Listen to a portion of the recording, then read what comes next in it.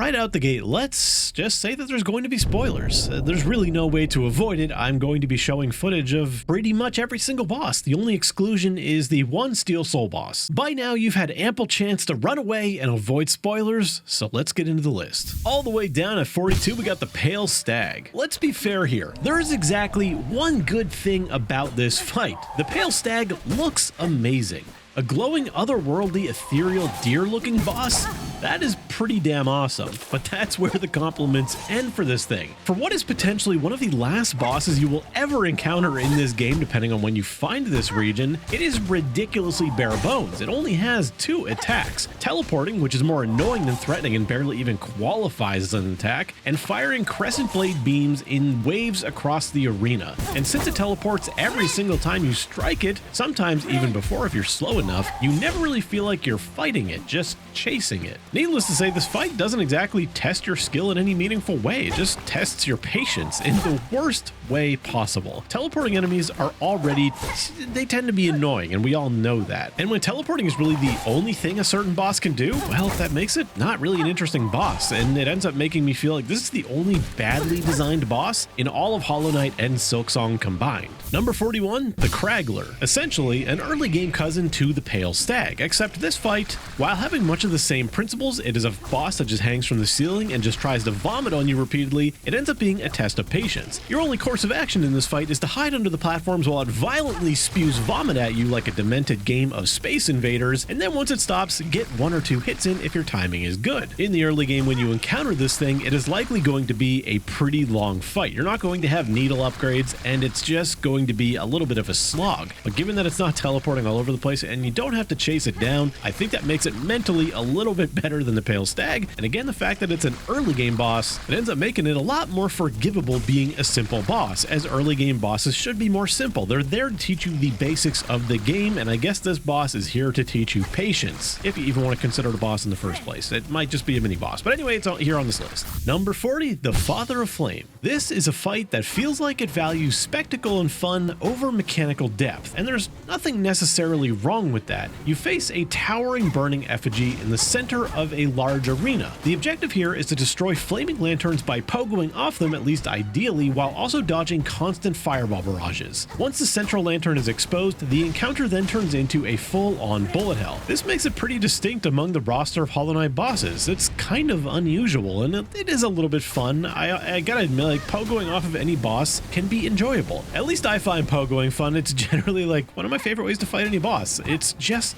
kind of fun. But once again, we're not talking about the most mechanically intensive boss in these games here. It's pretty damn simple. And again, it's not exactly an early game boss either. You're very likely to find this kind of late. And as an added layer of fun, you can't actually generate silk off of anything in this fight, meaning whatever healing you go into the fight with, that's all you're going to get. Fireball attacks from the fight can be relatively easy to get hit by, especially the little flaming bug butterfly things that track you pretty well. But despite its spectacle and somewhat fun mechanics, it does end up feeling like not really much of a boss at all, just kind of feels like an area hazard. Number 39, the Voltworm. And yeah, if you didn't notice, it is a V. It's not Voltworm, it's Voltworm. This thing is, it's an interesting boss, I guess. It certainly has a suspicious looking design, kind of reminds you of Cradily, the Pokemon. As far as Act 3 bosses are concerned, the Voltworm is surprisingly straightforward, almost disappointingly so. Its status as the sole boss of Brightvein feels like a weird, almost disappointing missed opportunity, very similar to like when the Hive released in Hollow Knight the original and didn't have a boss in it, except Brightvein does have a boss. It's got the Voltworm, a shockingly simple boss. Boasting only 2 real attacks, these vertical lightning explosions that will kind of cascade across the arena, and these just periodic little lightning novas that will pop up in like little clusters that are slightly delayed. It's all pretty easy to dodge. All while the Voltworm pops out of one of 3 locations where you're just bopping it relentlessly like a game of whack-a-mole that doesn't understand that the mole is supposed to retreat back into the hole after you hit it once. Although, Thank God it doesn't, because that would make it very annoying, very similar to the Stag and the Kraggler. What we get instead is, yes, a very simple boss that doesn't exactly befit its station as the sole boss of this region and how late it shows up in the game and how many power-ups are required to actually reach it. But hey, at least the arena itself, as well as the entire region of Brightvein, just looks breathtaking. Number 38, Groll the Great. Oh man, Groll the Great has earned notoriety, not for its mechanics alone, but for one of the most punishing runbacks in the entire game. Every attempt is preceded by an arena battle packed with some of Silksong's most erratic and frustrating enemies. Maybe not frustrating, but they're definitely erratic as they float through the sky and pop up out of the water. And all of this made so much worse by the silk-eating maggots that fill all of the water in this entire region, including the boss arena. As a fight, Groll is actually quite solid. A flying boss with mechanics that punish pogoing by slamming you into the ceiling and punish you by staying directly below it by diving into you. It's a little interesting as a flying enemy. Flying bosses tend to be some of the most annoying, and having counters to two of the most common ways we tend to fight them is kind of interesting, and especially since it's not exactly frustrating on its own. The ultimate answer just being to sit on either the left or right side of the arena, which dodges the trap that periodically pendulums through the map, and also just dodge the summons and the barrage of projectiles. Groll's moveset on its own is a good fight, I think. I don't think many people are going to agree with that because the entire experience is sullied with the barrage of nonsense surrounding Groll the Great. If it wasn't for the terrible runback or the fact that you have to do an arena fight after every attempt, I would rate Groll the Great a lot higher than I am, but at this point I need to just say that bosses this low on the list, right after I would say the Kraggler probably, I'm no longer saying any of these bosses are bad, it's just something needs to be near the bottom, and unfortunately for Groll the Great, it is impossible to separate his nonsense from the boss fight itself. That stuff weighs the fight down a lot. And I'm going to be honest with you guys, Groll the Great was probably my second most challenging fight in this entire game. The run back, the arena, it was weighing down on me, and I was playing so terribly. My second playthrough, man, things went so much smoother. I understood the fight. Number 37, the Skull Tyrant. What can I really say about the Skull Tyrant? It's a standard early game boss, but that means it's an important one, boasting a relatively standard moveset centered around charging the player and then slamming into the ground, causing debris to rain down. It ends up being one of those bosses that is likely there to just teach you mechanics, to try to encourage you to use your abilities that you've been using for exploration, for offense, or for survivability. In the Skull Tyrant's case, I believe the purpose of this boss is to teach you to use your dash aggressively. And I think the Skull Tyrant actually does its job at doing this very well. You can't do damage while pogoing off of it, and it's also teaching you to do that as well. Something that you might have tried to do during Moss Mother, but if you weren't experienced with these games, yeah, it's probably something you didn't think about. So when Skull Tyrant comes around, you might try it, especially since it's charging at you repeatedly like a raging bull. And once you realize that you can't do damage from above, you need to chase it down and get in hits when it's not charging you. It might not be the most engaging boss in the world, but it's an important one, and it does its job. Number 36, the Broodmother. Right now, I am wondering, what the hell was I thinking when I put it this high on the list? It may not be very high, but it's probably higher than Broodmother deserves. Broodmother is the Gruzmother from Hollow Knight's disgusting, weird, distant cousin. This has got to be one of the most physically repulsive looking bosses in both of these games.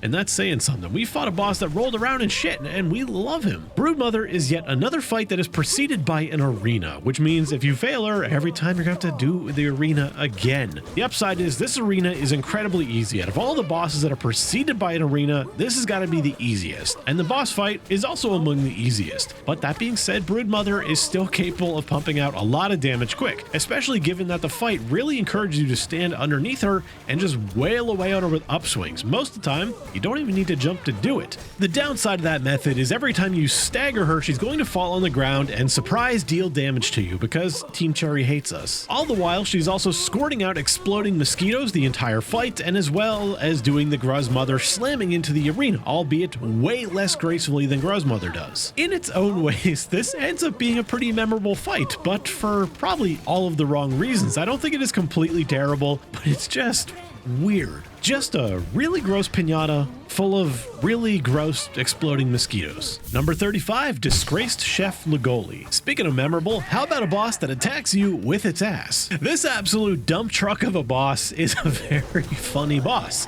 And once again, given how late it shows up in the game, being one of the bosses of Bile Water, it's weirdly simplistic. I don't think they tried to make this boss anything serious. It seems like comedic relief, but it does at least have some variance within that simplicity. It may not have that many attacks, but at least it has variations and randomness, makes it a little unpredictable. The maggot balls, or silkworm balls, whatever you want to call them, they will be an ever-present threat and somewhat unpredictable. Getting hit by one can of course make anything way more difficult because you will need to sacrifice an entire heal's worth of silk just to get rid of them. All while this boss is continually throwing ass your direction, and it might just catch you off guard a few times, especially if you're too busy laughing. It gets bonus points for being so ridiculous, funny, and that just makes it memorable. Number 34, the Great Conch Flies, or the Great Conch Fly Duo, if you want to call them what I call them. I don't know about you, but I always find duo fights to be pretty interesting, and the Great Conch Flies, even though they're an early game fight, and they do end up being, again, on the more simplistic side, still ends up being a relatively fun fight. These bosses constantly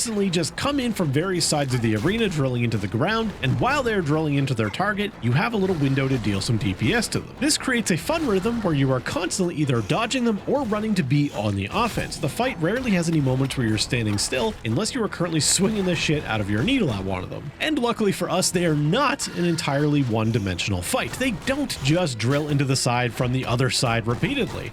One of them will pop out occasionally and leave the other one to presumably take a rest in the ground, and then they will continue that pattern. It's fun, it's engaging, but it's not overly difficult for a duo fight from the early game. And once you achieve victory over one of the conch flies, the other one retreats to the background and just kind of flies away. And since Hollow Knight does everything so deliberately, you know that probably has a purpose, a reason. And that purpose is number 33, the Raging Conch Fly. Back with a vengeance over the slain partner that you dealt with earlier in the game, the Raging Conch Fly is a much faster, more aggressive version of one of the individual conch flies, obviously. But it didn't return alone. This time it has a horde of underlings to aid it in its battle. They honestly don't add that much to the fight. At this point in the game, the player likely has enough upgrades to deal with small enemies like that very quickly, and more often than not, they just end up functioning kind of like soul pinatas, or silk pinatas. But for an enemy that's returning all the way from the early game, it proves to be more threatening than you might originally expect. I took quite a lot of hits from it due to its extremely high speeds and much more threatening projectiles. It still isn't going to be the most challenging thing in the world, but at least it ends up being memorable, and I like that they paid off the one retreating from the earlier fight. Number 32, Plasmified Zango. I'm going to go out on a limb here and say that this is probably going to be one of the most missed bosses in all of Silksong. People aren't exactly missing the greatest boss fight ever here, but it's certainly an interesting thing. There aren't many bosses that you can basically describe as a damage sponge or a damage pinata, whatever you want to call them.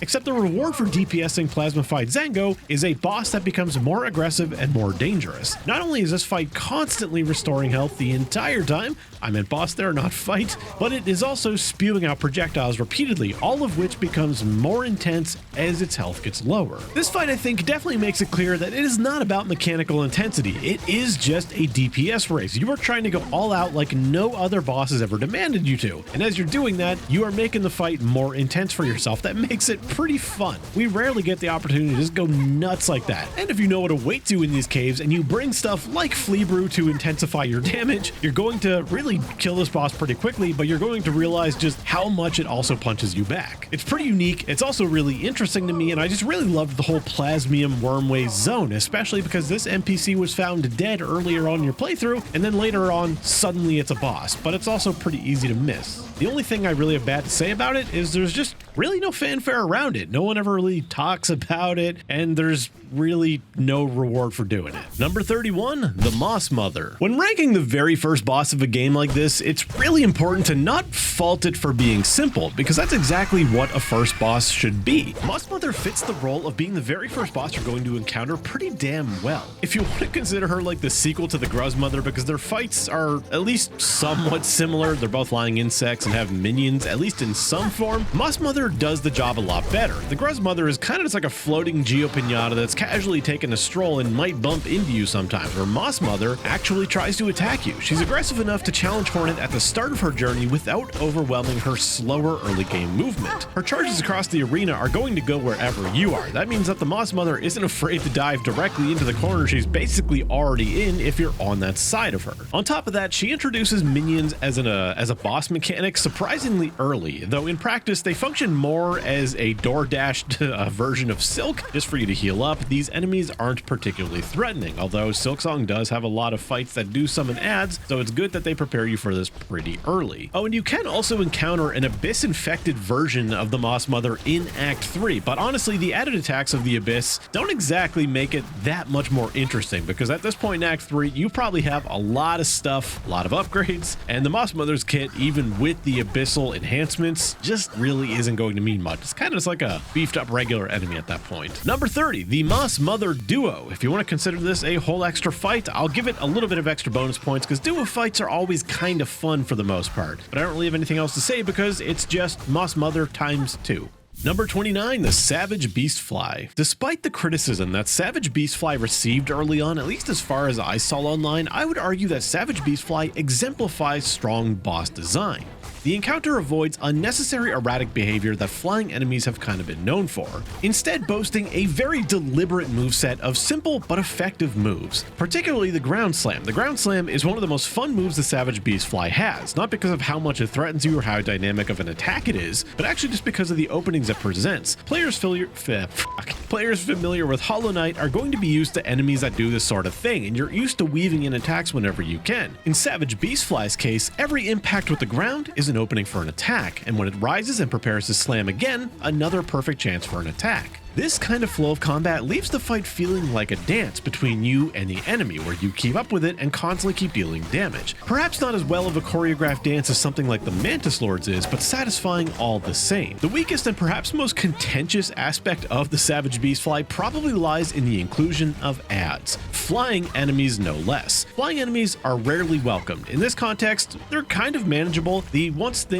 openings that Savage Beastfly has, instead of being damaged on the Savage Beastfly, can instead be used to keep the adds at bay. But the talk about the Savage Beastfly doesn't end here, because the Savage Beastfly is one of the few bosses that gets the privilege of having a rematch. And I would actually say that it ends up being one of the better rematches out of all of the rematches that we get to have. In this case, one of the biggest changes that you're immediately going to notice is that the arena changes entirely. It's no longer the static arena, instead you're fighting on some fiery platforms that will actually be destroyed by the boss's attacks, making the fight significantly harder, because as we know, anytime the arena changes, well, that can be a pretty big deal in a boss fight. Not to mention, the adds are souped up as well. They are no longer just the usual flies that will try to fly at you and deal contact damage. Nope. Now they have fiery projectiles. Ranged or flying enemies with projectiles, they are always going to be among the most threatening enemies, and they're usually the last things we want to see in a boss fight. But honestly, I think these make the fight a lot more interesting. They certainly up the difficulty significantly, but not to unfair levels. Although again, ranged flying enemies, pain in the ass, and they will likely cause some grief. Oh, and I forgot to mention, now they get summoned 2 at a time, because you, I guess. Number 28, Lost Garmond. Man, talk about emotional damage. Garmond and his loyal steed Zaza have been popping up all throughout Silksong throughout your journey. So having to face him, now consumed by the very abyss he swore to destroy, yeah, it's a little bit sad. And without Zaza by his side, he's clearly not the same fighter. Although maybe we can give him some credit here in saying that the abyss just isn't making him as good as a fighter as he once was. Although the abyssal attacks are probably the most threatening parts of this fight, although also his biggest opening. The volley of projectiles that he can fire forward ends up being his biggest vulnerability. But of course, if you're trying to heal at a distance, you're probably going to get sniped by one of these a few times. Garmond has a very defensive kind of kit. A lot of things force you to get distance from him and not be in close range, whether it's his wild swing or just the razor blade, saw blade things that he spreads all over the ground. Or again, the little volcano of projectiles, once again all things that we've seen from regular enemies. As an Act 3 boss, especially one that you're likely going to encounter later on in Act 3, he's not the toughest challenge. Number 27, the Bell Beast. Now remember earlier when I was talking about a boss during the Skull Tyrant that I said did what the Skull Tyrant did but a little bit better? Well, that is the Bell Beast. If there's any fight in Silksong's early game that really feels in close relation to Hollow Knight's False Knight, this is the one in my opinion. The Bell Beast, all things considered, is a relatively aggressive boss. It is almost always on the move, rarely staying in one spot for too long, the biggest vulnerability being when it's diving back into the ground after leaping jumping over you,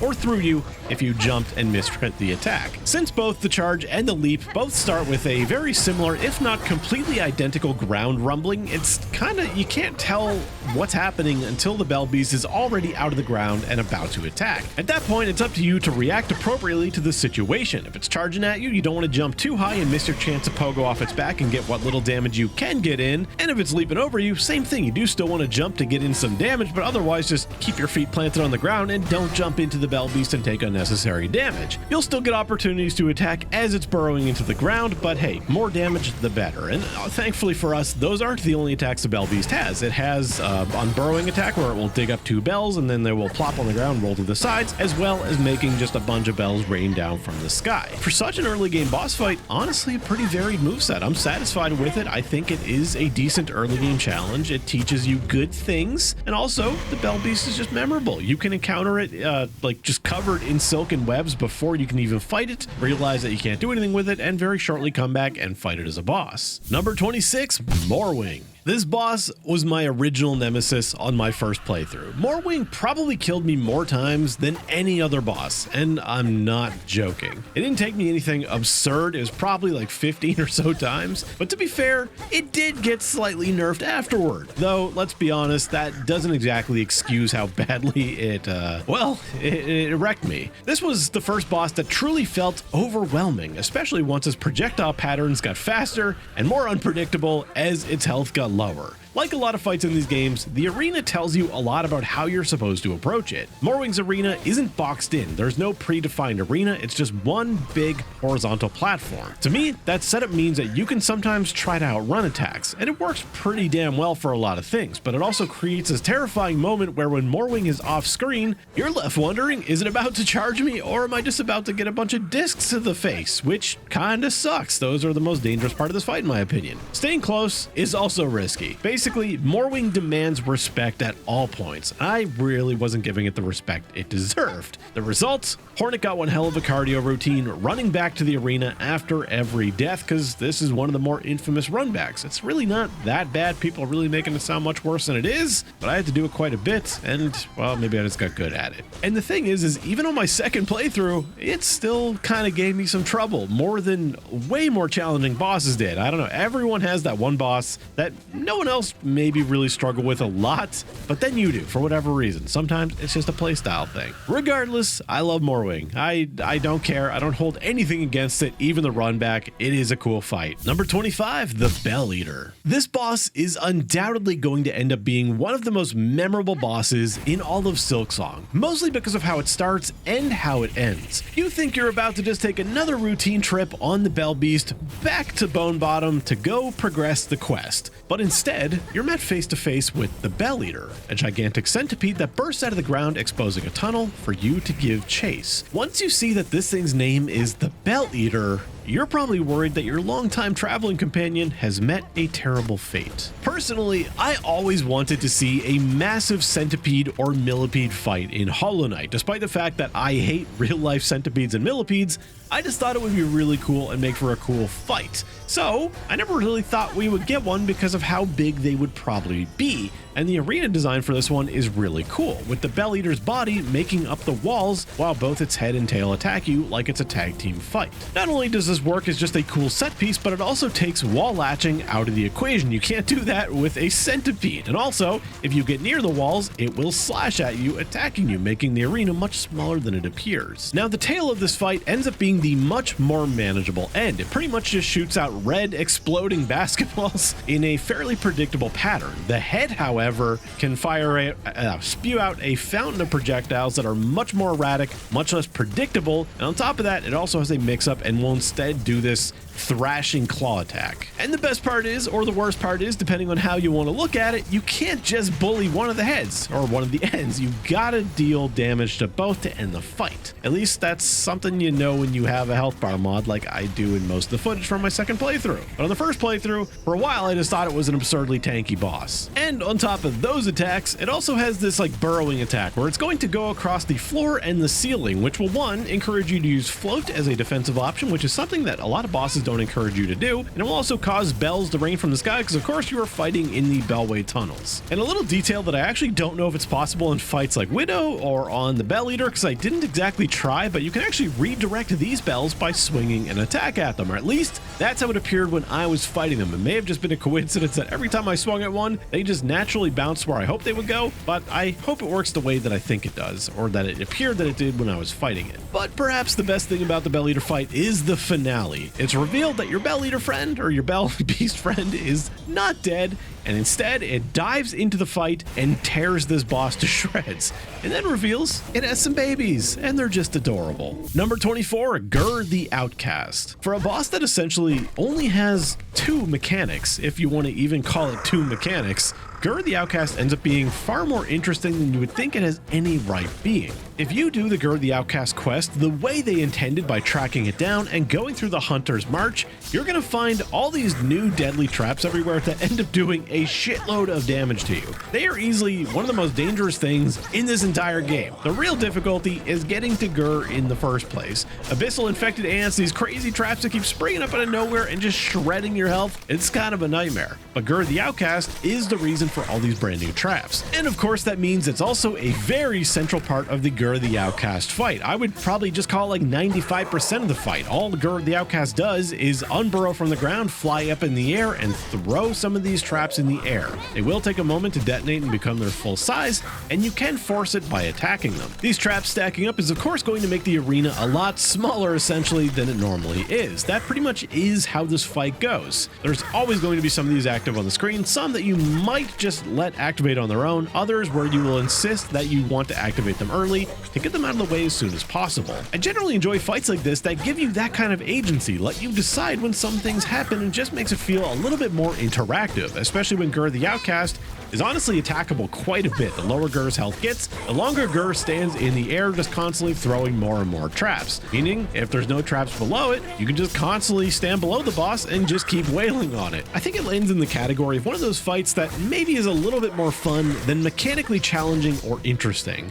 I find again just the agency of it interesting, as well as you get a lot of chances to smack Gur the Outcast. And who doesn't like hitting the boss a lot, especially when it's not just standing there letting you do it. Gur is constantly doing stuff. Number 23, Forge Brothers Cygnus and Gran. Immediately, admittedly, I feel like I rated these guys too high. As I sit here and I think of words to explain why they're here, I'm having trouble. As I mentioned earlier, I like duo fights. Duo fights end up usually being quite interesting, but the Forge Brothers Cygnus and Gran end up being like kind of two mini bosses that have nothing to do with each other. There's very little synergy between them other than the fact that one prefers the ground and to do horizontal attacks, and the other prefers to do vertical diagonal attacks. That mix-up is interesting in its own way. I like the spear throwing guy more than the ground guy, because the ground guy's just kind of easy.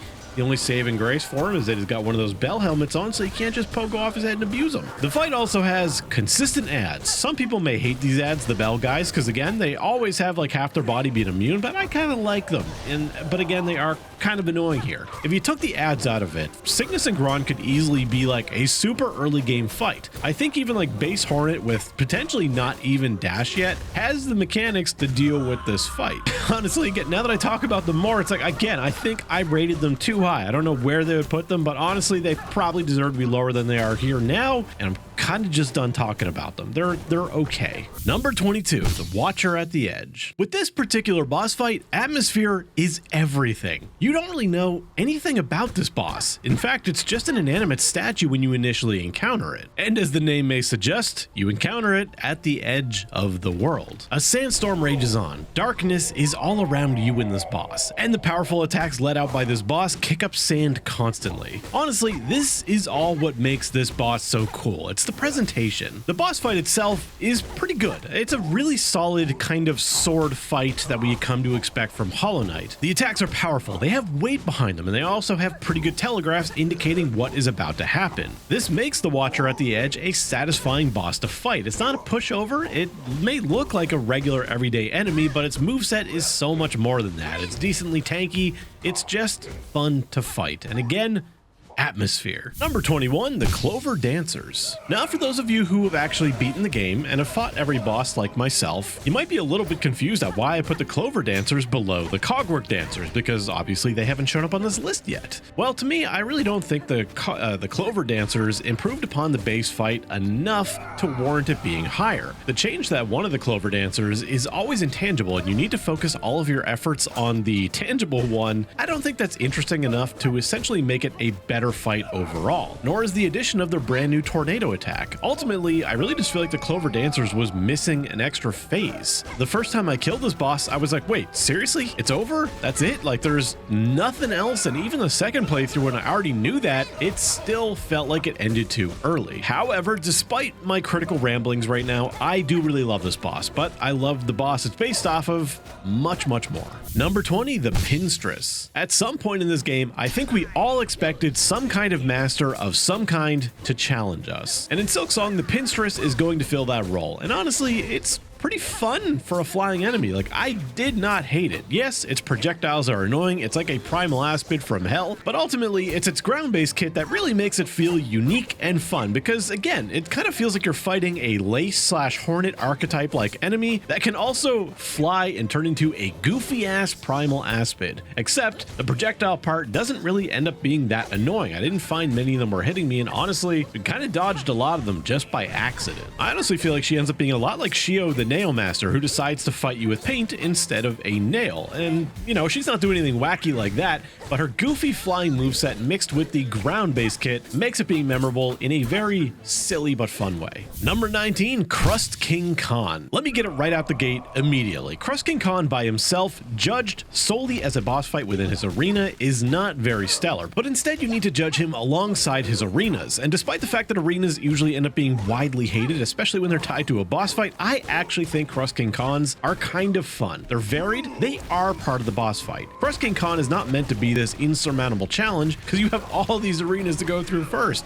and likely those arenas are probably going to pose you some challenge. But let's actually talk about Crust King Khan the fight. It is extremely well telegraphed to the point where it is very easy to dodge all of Crust King Khan's attacks. It is very unlikely that many players met an end to Crust King Khan after dealing with all those arenas. But in that way, it also kind of makes it fun. The fact that it's well telegraphed means it's enjoyable, at least to some extent. You feel like you understand the fight. And perhaps more importantly, Crust King Khan is a boss with a lot of openings while he is doing his attacks. The better you position yourself, the more openings you get, and he is a boss where you get to absolutely just wail on him. And if you bring something like the Crest of the Hunter after it's been upgraded, well, the damage keeps ramping and it just feels good to do. And really, I can't not bring up the arena and just the entire area Crust King Khan is based out of. It is gorgeous. Honestly, probably my favorite region in all of Hollow Knight and Silksong combined. I love this aesthetic. I love the fact that you are climbing this giant tower, arena by arena by arena, and you get to a boss that isn't overwhelming, but relies on the army that he commands. It's a really cool theme, and I dig what they did here. Number 18, the Unraveled. I think it's going to be a little bit controversial to say this, but in the case of the Unraveled fight, I actually kind of like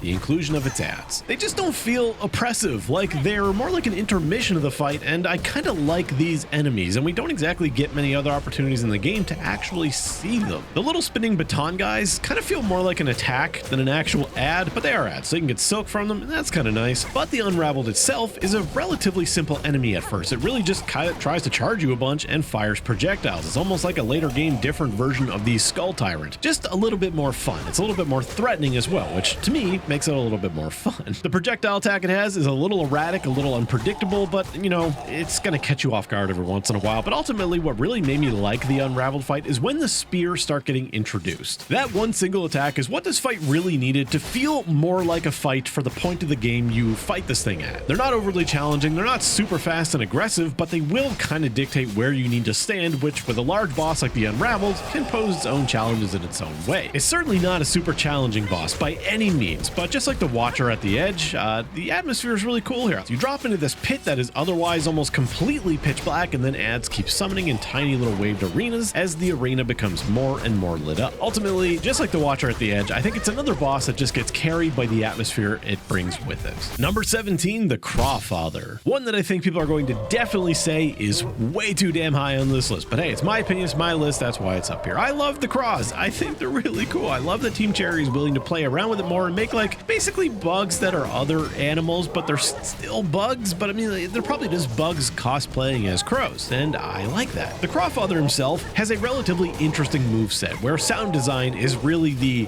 focus and I think the best part of this fight. I love hearing him slam his metal beak into the metal floor and watching all the debris and stuff just dance around. That part of the fight was on point. The Crawfather himself, if you were to just surgically implant the Crawfather into the early game and remove the ads from his fight, you would feel a lot more appropriate there. But such is not the case. The ads are part of the Crawfather fight, and they are a very important part. The Crawfather has a moveset that gives you room, as long as you play it safe, to deal with the ads. And Crawfather is also tanky enough to endure the insane amount of damage you can pump into him if there are no ads to be dealt with anymore. And I just really enjoy that balance during the fight, and the Crawfather's attack kit itself, like the beak slams, the chains that he fires out, it's enjoyable. Number 16, Sister Splinter. Talk about a cool fight. Sister Splinter had one of the biggest wow factor moments for me out of just about any boss from Silksong. I love when these games try to throw big bosses at us, and Sister Splinter was really surprising. I didn't expect her to descend from the ceiling, and I really liked the way she looked. But more importantly, I also loved the fight itself. I love that she tries to box you with thorns, making the arena smaller and smaller and more difficult to navigate, especially because you don't just have the damage to just plow through a ton of them at once, although maybe some tools could have. But again, even more importantly than that fact was her triple claw slam. I love that attack. Just like with Savage Beastfly's slam being fun to weave attacks with, like this is probably one of the most satisfying ones in the entire game for me, and admittedly, I did it way better on my first playthrough than the second playthrough where I got this footage from. It just felt so damn good, and honestly, the ads, yes, they're a pain in the ass. Their spinning attack is quite dangerous for the early game. That can be pretty bad, and I understand why a lot of players struggle with her. But being part of the early game is why I like her so much. I just think she is such a fun challenge at that point in the game, and I think she's one of the best early game bosses in all of Silksong. Number 15, Nihilith. Now this is a boss that I think I am only going to enjoy more and more every time I fight her.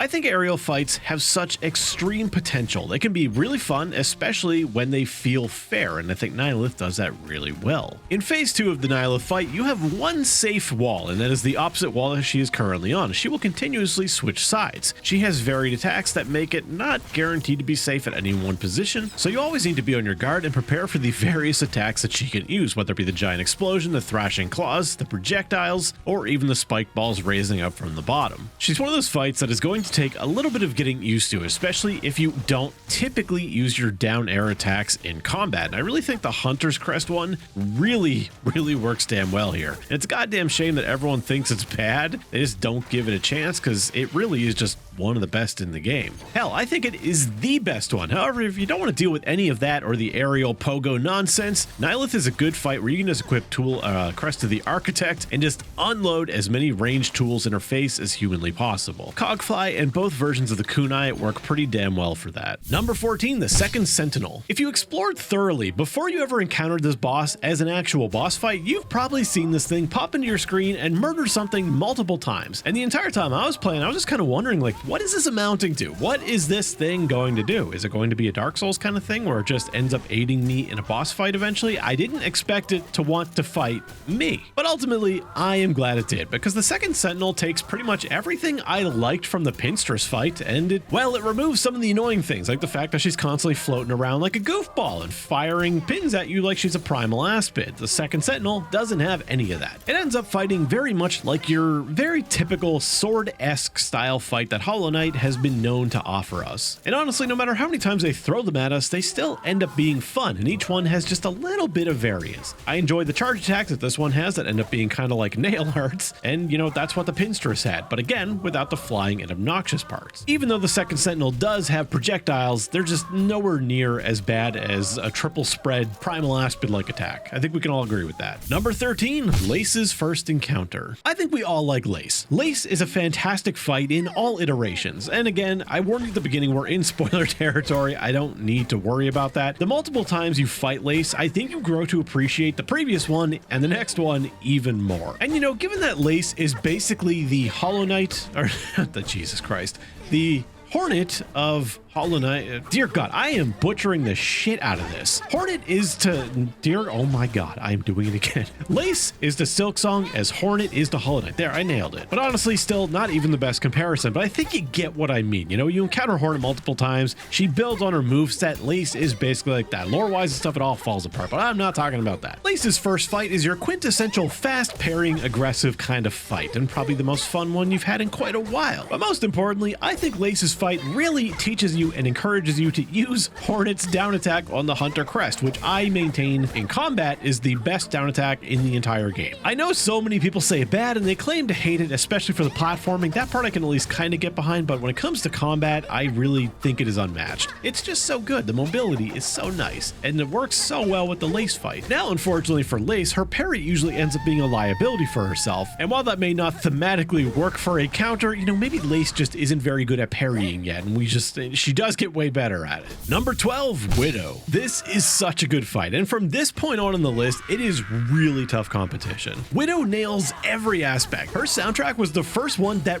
really wowed me. And like, unlike, you know, Hollow Knight, I was attached to so many songs immediately, but in Silksong, it's been a lot slower in that regard. Like, maybe I just need more time with it, but Widow's was instantaneous. The actual sound design of her attacks, the power of the bells hitting the ground, her like weird visceral growling like sounds that she is doing all of the time, it is all just so good. She's narratively important. She has buildup, and the fight is so good for an early game boss fight. She's aggressive yet passive, and always doing something that is probably going to be threatening you. And despite having these moments where she stands still for quite a while, like bringing the bells down, she still ends up feeling so erratic, wonky, and wild of a fight. And those aspects are what make her so memorable, or at least what help her be so memorable. This is easily one of the fights that I hope gets like the God Home treatment some point in Silksong's lifespan. Just a super upgraded, way more terrifying version of Widow. I would love to see that. Number 11, Shrine Guardian Seth. Seth is one of the bosses I expected probably the least from, and really, I should have known better. He really surprised me. His kit is so varied with such simplistic moves. There are interesting ways to dodge some of his attacks, especially his diagonal shield throw where he jumps up, throws on the ground, and then teleports to it. It's got a lot of save zones, but also it can very easily catch you off guard. And Seth just does a phenomenal job at keeping up both offense and defense. Granted, a lot of his defense just comes from the fact that he's wielding a shield, which I love, and a lot of times he's just auto-blocking a lot of attacks that you try to deal to him. But in its own way, that does make the fight a lot more interesting, because that means a lot of the times Seth is most vulnerable is either when he's throwing his shield away or he is currently engaging in an attack, meaning those are the best times to hit him, which is why in my sloppy-ass playthrough 2 footage, it's an absolute slogfest. Seth was one of the more challenging fights for me, and in the second playthrough, I really just got carried by the fact that I'm a lot better at healing against enemies,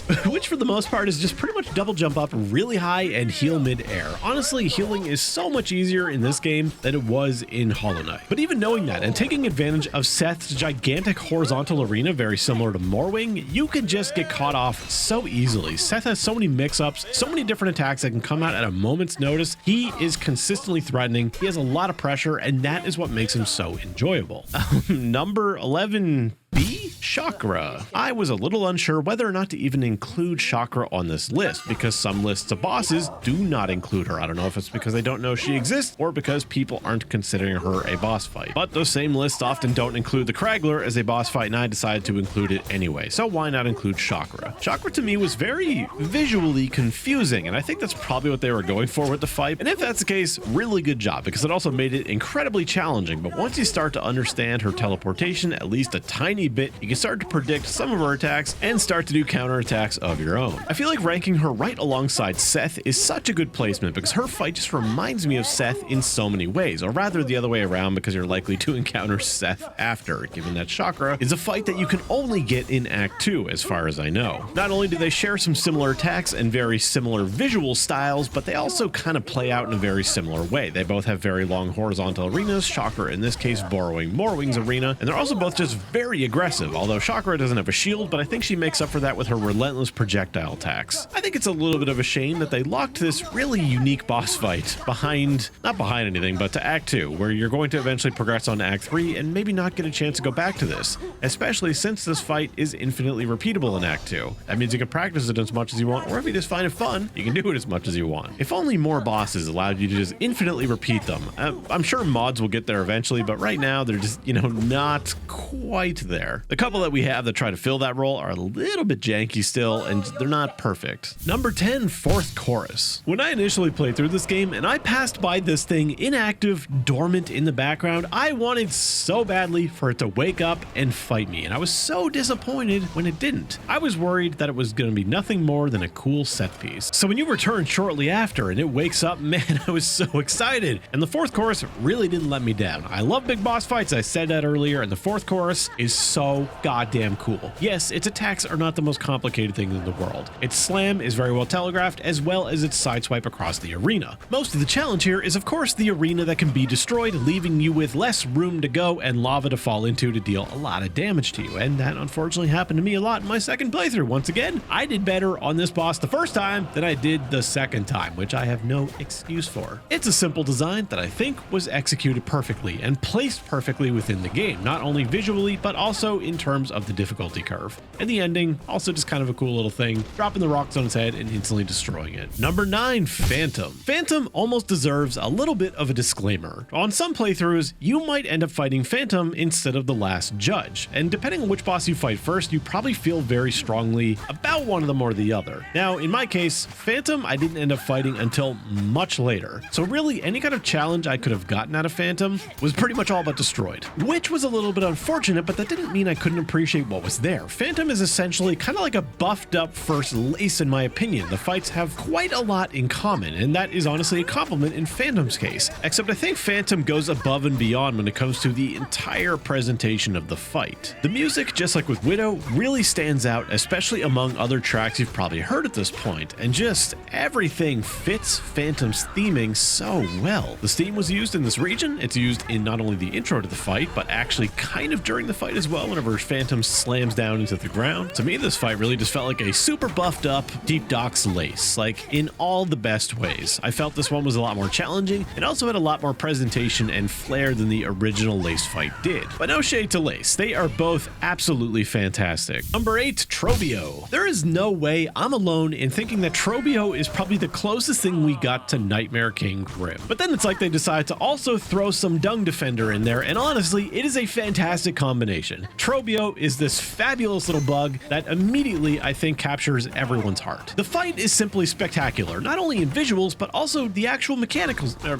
here. So many of Trobio's attacks end up being mostly misdirection. You think you're about to have an opening or be safe, and then no, you're not. And the beautiful thing here is, just like Grim, so many of his attacks do end up being openings. You just need to become more familiar with them and actually learn the patterns. And just like any good threatening difficult boss, Trobio has mix-up. You can never exactly predict what Trobio is going to do. It doesn't matter if Trobio just did a tornado, he can very easily just do another tornado. And while some may say that makes Trobio a little bit spammy and that kind of gameplay might be a little unfun to not have some kind of predictable pattern, I say get used to it because I don't think it's unfair. And I mean, come on, if we're talking about presentation, the finale to the Trobio fight is simply amazing. And I absolutely love that you don't actually kill Trobio. He just kind of like plays dead on the ground. If you leave the map and come back in, Trobio gets up and immediately keeps playing dead over and over again. It's a fun little detail, and again, nobody wants to kill Trobio. If you do, you're a monster. Number 7, Lace fought in the cradle. I don't think I need to say a lot here because Lace, this time around, is just better in every way than she was previously. She's faster, more aggressive, better at parrying, and has entirely new moves that make it so much more fun to fight her. And the arena, my god, it's simple, but it's also so beautiful, and I love how it reacts to everything you and Lace do. I kind of feel a little bit bad for anybody who really kept up with the promotional material, trailers, and stuff like that, because you would have had a chance to see this arena before you ever got to it in-game, so you probably already knew what it looked like and were like, oh, it's that place. I mean, you were probably more enthusiastic about it than that, because still, it is a very beautiful arena. And that's not even mention the cinematic and narrative buildup until you get to this point. You know what you're about to go into. It starts to feel very serious, like you were getting towards the the end of the game. But we should say at least something about the fight, because yes, this is still just building on the last Lay's fight, but she has gotten so much better across the board. Not only are her parries a lot more threatening, and you may not actually just want to trigger them all the time, she's got more mix-ups, making it a little bit more threatening to just spam on her. And just like I mentioned previously, she's just all around faster and more aggressive, and that just makes her a way more engaging fight. Number 6, Grandmother Silk.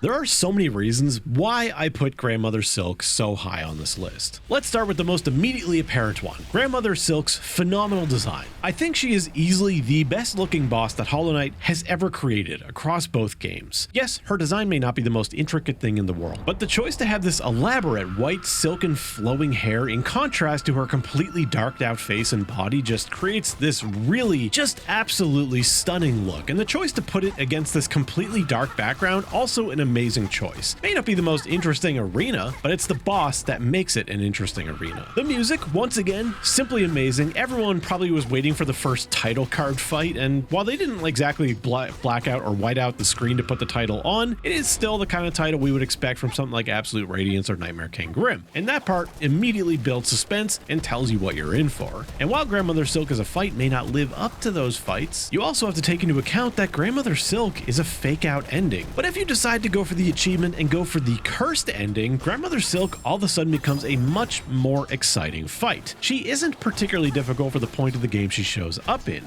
In fact, due to her nature of being an absolute radiant, well, not absolute, a radiance-like boss where she's pretty much always available to attack and not immediately threatening herself at all times, you end up being able to pump a lot of damage into her. And some of the attacks, like her pins as she fires across the screen or up and down, end up being very similar to Radiance's attacks. So if you're used to Radiance, you're probably going to handle Grandmother Silk fairly well. Then there's also the matter that, they lure you into attacking Grandmother Silk like crazy and thinking you only have to worry about the pins flying across the screen or maybe the occasional falling boulders, but occasionally Grandmother Silk will swipe her claws at you, and that, it adds to the fight and just gives her some layers and some things to worry about. They did a really great job on her, especially since, again, she's a fake out ending. She's not even the true final boss. Although all I can hope for at this point is that she does get the Absolute Radiance treatment someday and we get an absolutely brutally difficult version of Grandmother Silk. Number 5, the Cogwork Dancers. Now, when I was talking about Phantom and I was talking about looking for a fight that made me feel the same way as Nightmare King Grim, the Cogwork Dancers were very much that same thing, but instead with the Mantis Lords.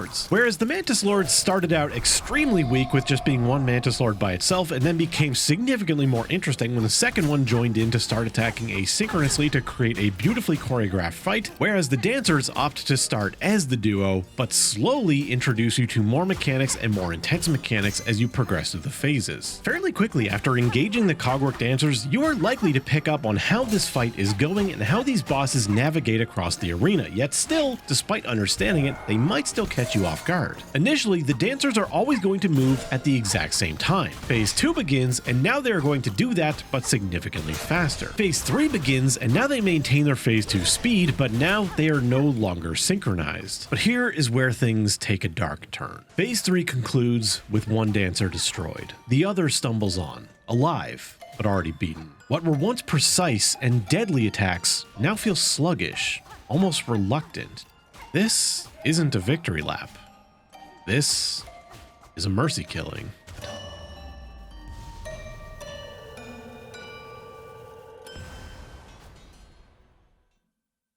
Number 4, Tormented Trobio. Very sharp tonal turn here. Trobio is back and better than before. If you ask me, this only strengthens the connection between Trobio and Nightmare King Grim, even down to exactly how Trobio upgrades his initial fight, making things that were once safe in openings before now are dangerous due to new mechanics. Very similar to what Nightmare King Grim did to the regular Grim fight. Did you get used to dashing into Trobio after he did his tornado attack? Well, now you need to worry about exploding glitter. The smoke bombs or glitter bombs, whatever the hell you want to call those things, they can now explode a little bit more unpredictably, now making it even more important that the player hits them out of the way so they don't explode too close to them. And honestly, I don't have much else to say because once again, it's very similar to the initial Trobio fight, just everything is better, more aggressive, less safe, more difficult. That makes it more fun, at least to me. Then of course, the intro and outro to this fight, both spectacular, just as Trobio is himself. Number 3, The Last Judge. I honestly could not think of a more perfect ending to Act 1. 1. And I know there's going to be a lot of Phantom fans out there that think Phantom is the way better Act 1 boss. And you know what? In some ways, I would actually agree. I think Phantom is a much cooler boss with kind of a cooler arena, although fighting at the gate of the Citadel is pretty damn awesome, especially when you see the Last Judge light up in the background. But what I think the Last Judge really excels at is just really encapsulating and putting a nice bow on Act 1. When you initially start the fight with the Last Judge, its moveset might seem simplistic. Everything is just a basic slam that doesn't even really have that much range, except for the one outreach attack where it throws its throwable far. But once phase 2 starts, if you want to call it that, it lights up its throwable and the real fight begins. Every single attack the Last Judge has is now upgraded with a new fiery moveset. Everything becomes significantly more dangerous, and you need to use every tool you learned in Act 1 to overcome this fight easily. Dash helps you get in and maintain aggression after its long-range fiery attacks put you out of position. Float allows you to stay safe from its now fiery explosion ground slam. And as for your wall latch, that is going to be one of your best tools to get onto the other side of the Last Judge when it inevitably pushes you up against a wall. And of course, the fiery throwable spin just teaches you to be patient. You know, you gotta wait, you gotta stay in these safe gaps between the waves, and that's a really cool attack, especially considering the phase 1 version really wasn't that threatening and also didn't really outrange you that much. The Last Judge is here not only to judge you narratively to see if you are worthy to enter the Citadel, but also to see if you have mastered everything that Act 1 has given you. Number 2, the First Sinner. I don't exactly know why, but I love the trope of exploring a prison in a game only to find some super powerful enemy has been imprisoned only to be set free by the player, and then you fight. Not only is it incredibly intriguing from a lore perspective, you know, you're going into this prison and then all of a sudden there's this very special prison where it's all sealed up and you're about to free whatever is inside, not knowing what the hell you're about to unleash. But if you're me, you know you're about to have some fun. But of the games in my memory that fulfill this role, whether it be Dark Souls 2, Path of Exile 2, or now essentially Hollow Knight 2, what the hell's up with sequel games having these prison tropes?